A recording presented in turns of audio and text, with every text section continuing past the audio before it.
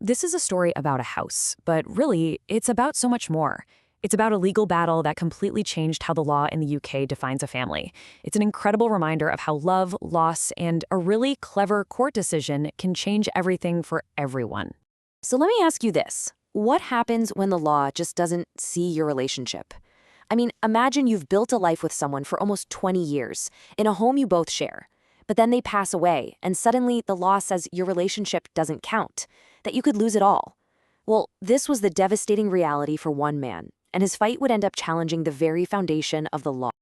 And this is the man at the heart of our story, Juan Godin Mendoza. From 1983 until 2001, he and his partner lived together in a rented flat in London for 18 years. I mean, that's a life, right? A shared home, a family.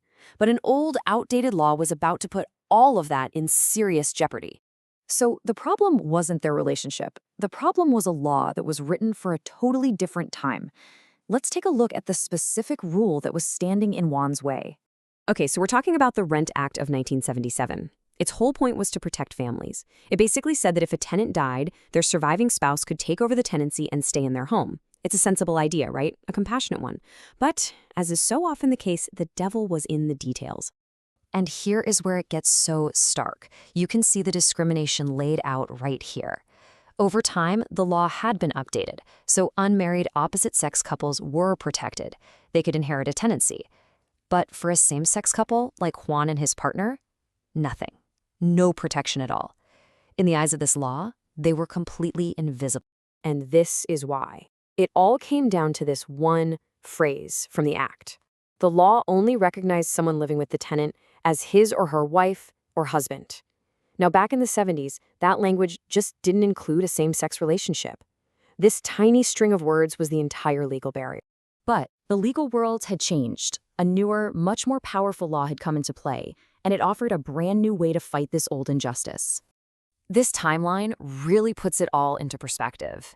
You've got the Rent Act from 1977, with its very narrow idea of family just sitting there for decades. But then, boom, in 1998, the Human Rights Act arrives. The clock starts ticking, and by 2004, these two laws were on a collision course in the nation's highest court. So, what was so special about the Human Rights Act? Well, it was a game changer.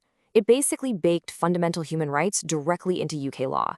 It guaranteed the right to a family life, it banned discrimination, and, this is the crucial part, it gave courts a powerful new instruction. It told them they had to read and interpret older laws in a way that was compatible with these rights. And this is where things get really fascinating. The judges were in a tough spot. They had to find a way to make this old law fair, but without actually rewriting it, which isn't their job. And that was the million-dollar question, wasn't it? Courts are supposed to interpret the law, not act like politicians and write new ones. So how on earth could they fix this? How could they make the Rent Act line up with the Human Rights Act without crossing that line? So let's look at that sticky phrase one last time. This is what the law said, black and white. On its face, there's just no room for a same-sex couple. The landlord's argument was pretty simple. The words say what they say. And then this. This was the absolutely brilliant solution. The House of Lords used their new power under the Human Rights Act to just read in three little words as if they were. It's so elegant. They didn't rewrite the law, they just interpreted it to say that a same-sex couple in a stable, committed relationship should be treated as if they were husband and wife for the purpose of this one act. And just like that, the effect was immediate. The law was modernized on the spot. And for Juan Godin Mendoza, after this long, stressful legal fight, it meant he could finally feel secure. He could stay in the home he had shared for 18 years.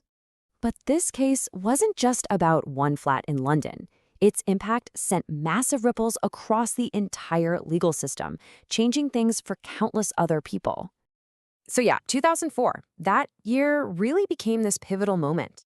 The decision, which is known as Godin v. Godin Mendoza, sent a powerful signal about equality and just how dynamic human rights law could be in the UK.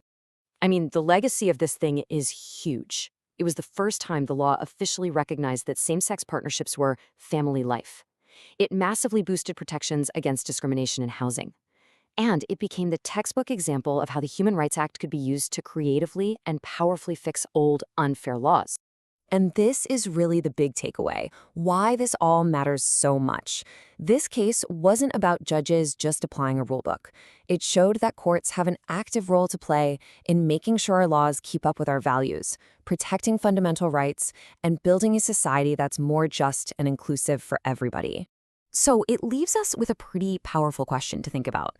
This case fixed an injustice from 1977. It really makes you wonder, which of the laws we have today will people look back on in the future and ask, how did they ever think that was fair?